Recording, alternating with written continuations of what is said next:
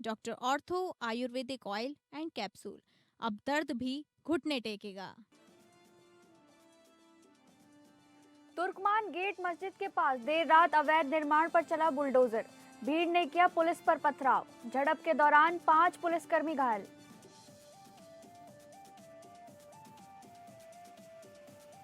CM योगी की cabinet बैठक में 13 अहम प्रस्तावों पर लगी मोहर। पारिवारिक संपत्ति हस्तांतरण होगा आसान। उच्च शिक्षा विभाग से जुड़े 2 महत्वपूर्ण फैसले। सेमीकंडक्टर निवेश को मेगा प्रोत्साहन। अंकिता हत्याकांड ऑडियो क्लिप मामले में आज उर्मिला सनावर होंगी एसआईटी के सामने पेश। सनावर ने भाजपा नेताओं पर लगाए हैं गंभीर आरोप। सियासी और प्रशासनिक हलकों में हलचल तेज। आवारा कुत्ते मसले पर आज सुप्रीम कोर्ट में होगी सुनवाई। सुप्रीम कोर्ट की स्पेशल बेंच करेगी सुनवाई। सुप्रीम कोर्ट पहले भी दे चुका है निर्देश।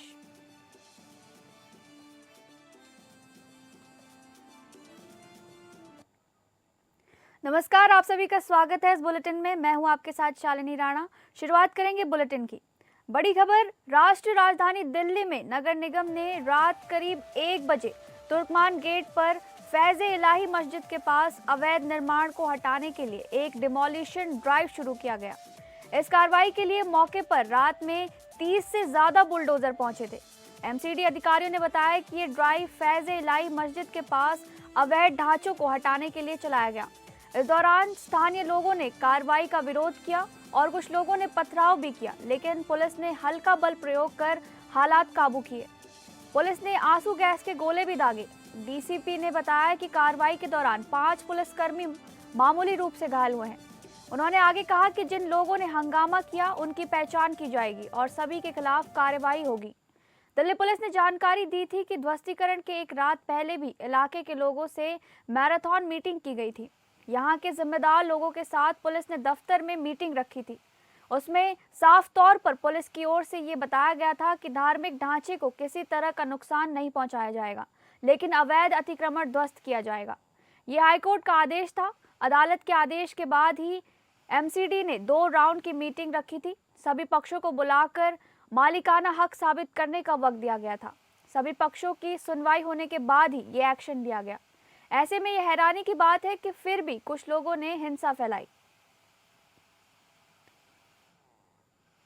इसी खबर पर ज्यादा जानकारी के साथ हमारे इनपुट हेड मनीष राज सिंह जी हमारे साथ जुड़ गए हैं। आपसे जानना चाहेंगे एमसीडी ने क्यों बुलडोजर कार्रवाई की, पूरा घटनाक्रम बताएं, अभी क्या हालात हैं? देखिए, एमसीडी ने कुछ दिनों पहले जो डाटा जमा किया था उसके हिसाब से दिल्ली के तुर्कमान गेट के आसपास जो फैज़े इलाही मस्जिद है उसके आसपास काफी अतिक्रमण रहा था। केजरीवाल सरकार के दरमियान भी स्थानीय लोगों ने इसकी शिकायत की थी, लेकिन केजरीवाल सरकार में ये चीजें नहीं हो पाई। तो आखिरकार दिल्ली की रेखा गुप्ता की सरकार ने ये अतिक्रमण हटाने का फैसला किया और अतिक्रमण एमसीडी ने बुलडोजर चला करके हटाया। इसके खिलाफ वहां पे देर रात में काफी लोगों ने इस कार्रवाई का विरोध किया और कुछ लोगों ने पथराव भी किया। इसमें जो खबरें आ रही हैं कि कई पुलिस बल घायल भी हुए हैं और पुलिस बल अब जो कार्रवाई कर रहा है, पुलिस बल जो कार्रवाई करने गए थे उन्होंने बॉडी कैम लगा रखा था और उस बॉडी कैम के आधार पर कई लोगों की गिरफ्तारियां हो रही हैं और उन लोगों की पहचान हुई है और उन पर अलग अलग धाराओं में केस दर्ज किया जाएगा। लेकिन फिलहाल पुलिस के प्रशासन के अनुसार शांति बनाई गई है और आगे भी इस तरह की आसपास जो अतिक्रमण की कार्रवाई है अभी बाकी होनी वो भी की जाएगी। जी बहुत बहुत धन्यवाद मनीष जी इस खास जानकारी के लिए।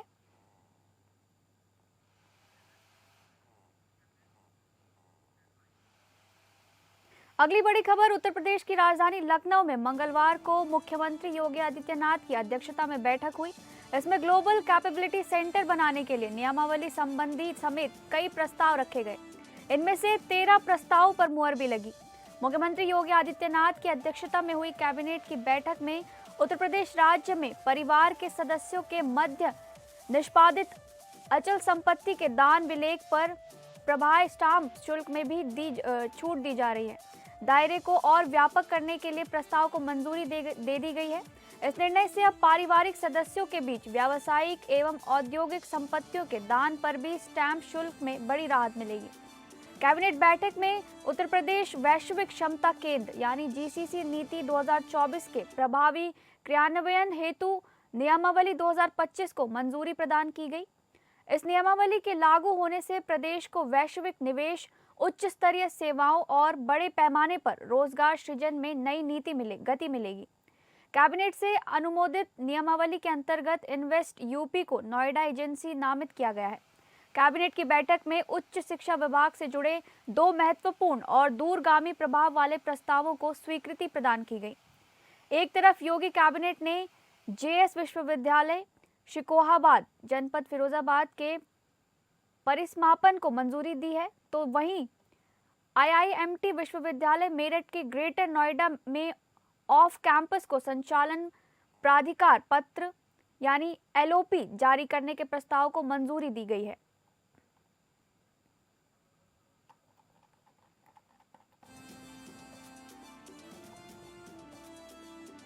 उत्तर प्रदेश की राजधानी लखनऊ में मंगलवार को मुख्यमंत्री योगी आदित्यनाथ की अध्यक्षता में बैठक हुई। इसमें ग्लोबल कैपेबिलिटी सेंटर बनाने के लिए नियमावली संबंधी समेत कई प्रस्ताव रखे गए। इनमें से 13 प्रस्तावों पर मुहर भी लगी।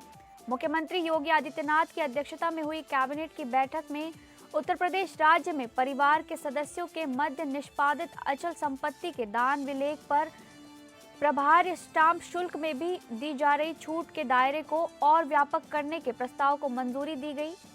इस निर्णय से अब पारिवारिक सदस्यों के बीच व्यावसायिक एवं औद्योगिक संपत्तियों के दान पर भी स्टाम्प शुल्क में बड़ी राहत मिलेगी।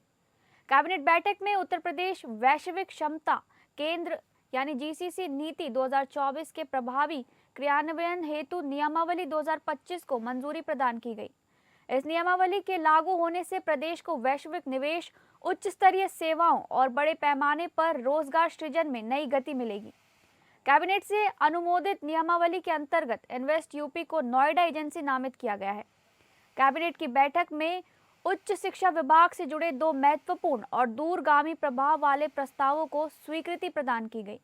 एक तरफ योगी कैबिनेट ने जेएस विश्वविद्यालय शिकोहाबाद जनपद फिरोजाबाद के परिसमापन को मंजूरी दे दी है, तो वहीं आईआईएमटी विश्वविद्यालय मेरठ के ग्रेटर नोएडा में ऑफ कैंपस को संचालन प्राधिकार पत्र यानी एलओपी जारी करने के प्रस्ताव को मंजूरी दी गई है।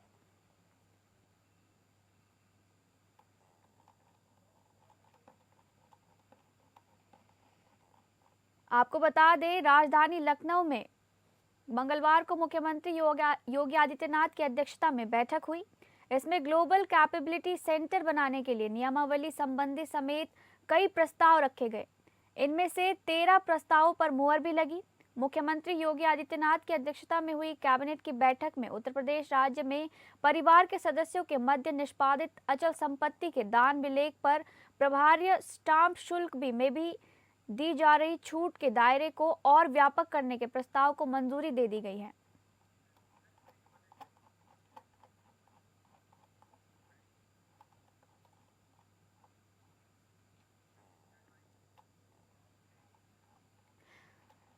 यूपी एसआईआर की ड्राफ्ट लिस्ट जारी हो चुकी है। यूपी में 12 करोड़ 55 लाख से ज्यादा मतदाता हैं। पहले चरण के बाद 2.89 करोड़ नाम कट गए।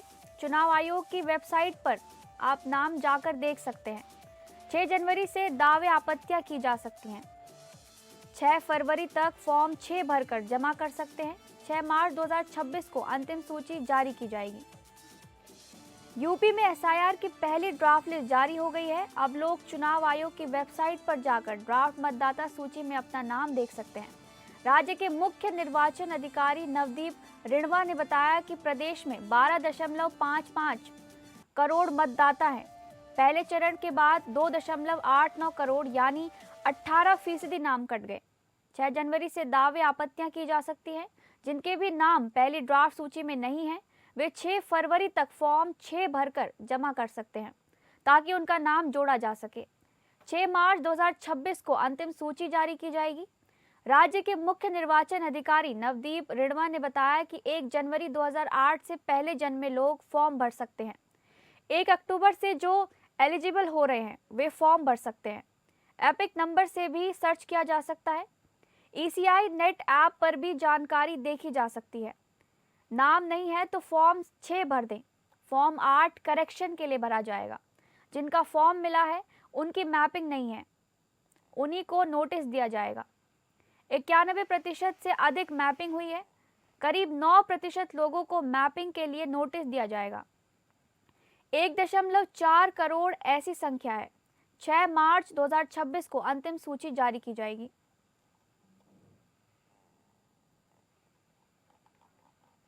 किसी का नाम कटवाना है, अगर हम ड्राफ्ट वोटर लिस्ट में देखते हैं कि हमारे परिवार के किसी सदस्य का नाम गलती से आ गया, वो विदेश में रह रहा है बहुत समय से, वो दिल्ली में या मुंबई में रह रहा है लेकिन हमने फॉर्म भर के दे दिया था, या डेथ हो गई, तो फॉर्म 7 अवश्य इसको भर दें। फॉर्म 7 उस पोलिंग स्टेशन का कोई भी मतदाता भर सकता है। और फॉर्म 6A 6 क है, विदेश में निवास करने वाले मतदाता द्वारा मतदाता सूची में नाम सम्मिलित कराने हेतु आवेदन। ऐसे लोग जो भारत के नागरिक हैं, विदेश में रह रहे हैं शिक्षा के लिए, नौकरी के लिए, लेकिन किसी दूसरे देश की नागरिकता नहीं ली, तो सामान्य रूप से तो भारत में निवास नहीं कर रहे, बाहर कर रहे हैं साल 2 साल के लिए, लेकिन भारत के नागरिक हैं, तो वो वोटर बन सकते हैं। उस पोलिंग स्टेशन में उनके पासपोर्ट में जो एड्रेस लिखा है, उस लोकल एड्रेस के पोलिंग स्टेशन पे वो वोटर बन सकते हैं। और ऐसे वोटर्स, ऐसे ऑनलाइन फॉर्म भी भरे जा सकते हैं। अगली बड़ी खबर है, अंकिता हत्याकांड से जुड़े चर्चित ऑडियो क्लिप और ब्लैकमेलिंग के मामलों में फंसी सहारनपुर की अभिनेत्री उर्मिला सनावर कल देहरादून पहुंची। आज वह SIT के सामने पेश होंगी। उर्मिला सनावर द्वारा सोशल मीडिया पर अंकिता हत्याकांड को लेकर वायरल किए गए ऑडियो क्लिप की SIT जांच करेगी। उधर अंकिता भंडारी हत्याकांड को फिर सुर्खियों में लाने वाली अभिनेत्री उर्मिला सनावर देहरादून पहुंची हैं। देहरादून पहुंचते ही उर्मिला सनावर ने मीडिया के सामने आकर चुनिंदा बातें साझा की। कहा, जल्द सबूतों के साथ पुलिस के सामने पेश होंगी। उर्मिला सनावर के साथ दर्शन भारती भी देहरादून पहुंचे। दोनों की मौजूदगी से सियासी और प्रशासनिक हलकों में हलचल है। अभिनेत्री का दावा है कि अंकिता भंडारी हत्याकांड से जुड़े अहम सबूत उनके पास मौजूद हैं, सही वक्त पर जांच एजेंसियों को सौंपे जाएंगे। उर्मिला सनावर ने अपने ऊपर दर्ज मुकदमों को बताया पूरी तरह बेबुनियाद। कहा, साजिश के तहत उन्हें फंसाने की कोशिश की गई है। अभिनेत्री ने साफ किया कि वे जांच से भाग नहीं रही हैं, बल्कि सच सामने लाने के लिए खुद आगे आएंगी। देहरादून में उर्मिला की एंट्री के बाद एक बार फिर अंकिता भंडारी हत्याकांड पर सियासी और पुलिसिया हलचल तेज हो चुकी है। नहीं, अभी किसी से मुलाकात तो अभी आप पुलिस के पास जाएंगे या कहाँ पे अभी जाएंगे? अभी देखिए, जैसे अभी दर्शन भारती जी साथ है, साथ में जो भी होगा। आपने कहा था कि आपके पास सबूत है, वो सबूत क्योंकि आप पे मुकदमे भी दर्ज हुए, उसके बारे में और सबूतों के बारे में? वो जो मुकदमे वो सब निराधार है, बिना मतलब में उनको एक बेस बनाया गया है सिर्फ और सिर्फ एक SIT जांच बिठाने के लिए, और निराधार है वो मुकदमे। लेकिन मेन उद्देश्य जो हमारा वो है, अंकिता भंडारी हत्याकांड के लिए आए हम और उसके सबूत लेके आए हम। तो इसी खबर पर ज्यादा जानकारी के साथ हमारे संवाददाता सतीश कोठारी हमारे साथ जुड़ गए हैं। आपसे जानना चाहेंगे, अंकिता हत्याकांड में आज क्या कुछ होने वाला है, कैसी सियासी गतिविधियां हैं? देखिए, मैं बात करूं तो लगातार जिस तरीके से उर्मिला सनावर जिस तरीके से बयानबाजी कर रही थी, वो आपसी रंजिश की थी उनकी मियां बीवी की, उसको प्लेटफॉर्म पे लेके मीडिया प्लेटफॉर्म पे लाए और जगह जगह सोशल मीडिया में छाए। तो उसी को लेकर जब चर्चाएं थे, तो ठीक उसी के बाद उन्होंने जो है ये अंकिता भंडारी हत्याकांड के बारे में बहुत सारी बातें कही, बहुत सारे ऑडियो क्लिप भेजे, जगह जगह काफी जो है फोन पे लगातार जिस तरीके से वो चर्चाओं में थी। तो आज वो देहरादून पहुंची कल शाम को, और कल शाम को देहरादून पहुंचने के बाद अब वो कह रही थी कि मैं जो है पुलिस के सामने सारी सत्यता दूंगा। और लगातार पुलिस जो है उनको ढूंढ रही थी, लगातार के उनके घर पे जो हरिद्वार में उनका घर है वहां नोटिस चस्पा किया जा रहा था। तो इसको लेकर अब जो ठीक उसके बाद बीच में वो गायब हो गई थी, फिर कहाँ थी ये तो उनको ही पता होगा। लेकिन 8-10 दिन बाद जब वो सामने आई, तो सामने आने के बाद उन्होंने कहा कि मैं तुरंत जो है पुलिस प्रशासन के सामने पेश होंगी और सारी सत्यता बताऊंगी। जी, बहुत बहुत धन्यवाद सतीश खास जानकारी के लिए।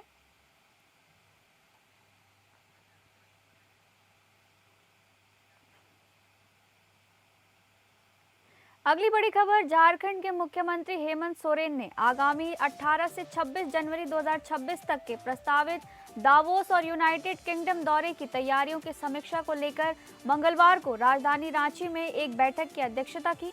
इस दौरान उन्होंने कहा कि वर्ल्ड इकोनॉमिक फोरम में झारखंड की खनिज संपदा, औद्योगिक ढांचा, पर्यटन क्षमता और निवेश संभावनाओं को वैश्विक मंच पर प्रभावी ढंग से प्रस्तुत किया जाएगा।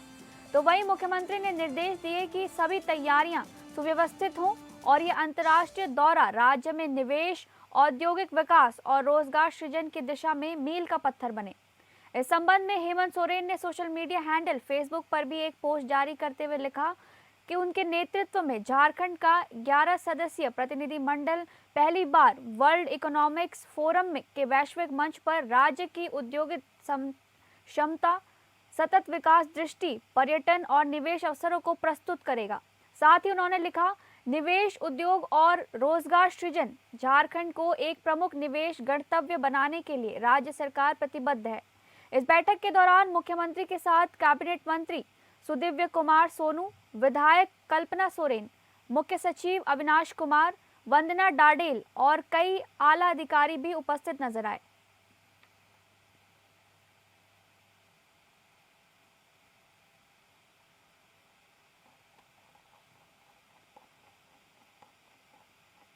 आपको बता दें, झारखंड के मुख्यमंत्री हेमंत सोरेन ने आगामी 18 से 26 जनवरी 2026 तक के प्रस्तावित दावोस और यूनाइटेड किंगडम दौरे की तैयारियों की समीक्षा को लेकर मंगलवार को राजधानी रांची में एक बैठक की अध्यक्षता की।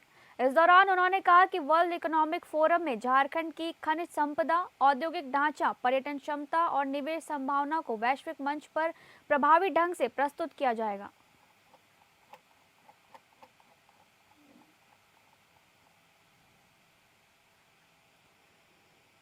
अगली बड़ी खबर, आवारा कुत्तों और सड़क पर मवेशियों की मौजूदगी से जुड़े मामले पर सुप्रीम कोर्ट की स्पेशल बेंच आज सुनवाई करेगी। पिछली सुनवाई में सुप्रीम कोर्ट ने देश भर में सभी स्कूल, कॉलेजों, अस्पतालों, sports complex, bus depot, railway स्टेशनों से आवारा कुत्तों को हटाने का निर्देश दिया था। कोर्ट ने कहा था कि वैक्सीनेशन और स्टेरिलाइजेशन के बाद भी आवारा कुत्तों को शेल्टर होम में ही रखा जाए। दूसरी तरफ कुछ डॉग लवर्स के संगठनों ने इस आदेश में बदलाव की मांग करते हुए सुप्रीम कोर्ट पहुंचे। इससे पहले सुप्रीम कोर्ट ने आवारा कुत्तों के बढ़ते हमलों और रेबीज के मामलों पर चिंता जताते हुए कई निर्देश दिए थे, जिसमें नसबंदी और टीकाकरण पर जोर दिया गया था और आक्रामक व बीमार कुत्तों को ही शेल्टर होम में रखने का आदेश है, जबकि अन्य को उनके इलाके में वापस छोड़ने के निर्देश हैं। साथ ही सार्वजनिक स्थानों पर कुत्तों को खाना खिलाने पर रोक और सभी राज्यों से 8 हफ्ते में अनुपालन रिपोर्ट मांगी गई थी।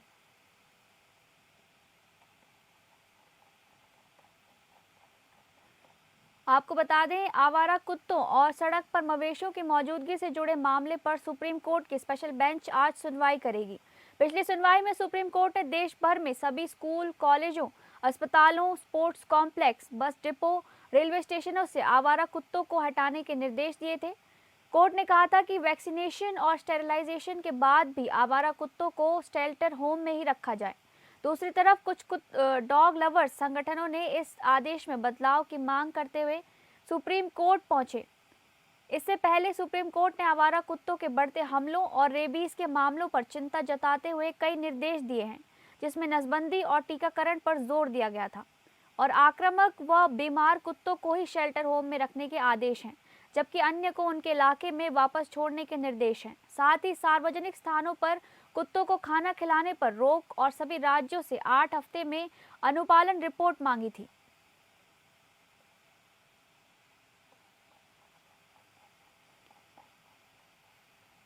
आवारा कुत्तों और सड़क पर मवेशियों की मौजूदगी से जुड़े मामले पर सुप्रीम कोर्ट की स्पेशल बेंच आज सुनवाई करेगी।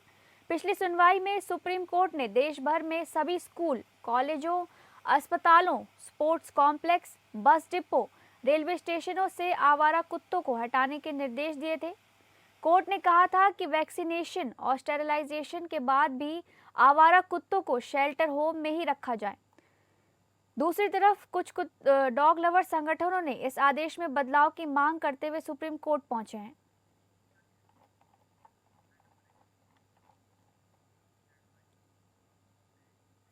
फिलहाल इस बुलेटिन में बस इतना ही। नमस्कार।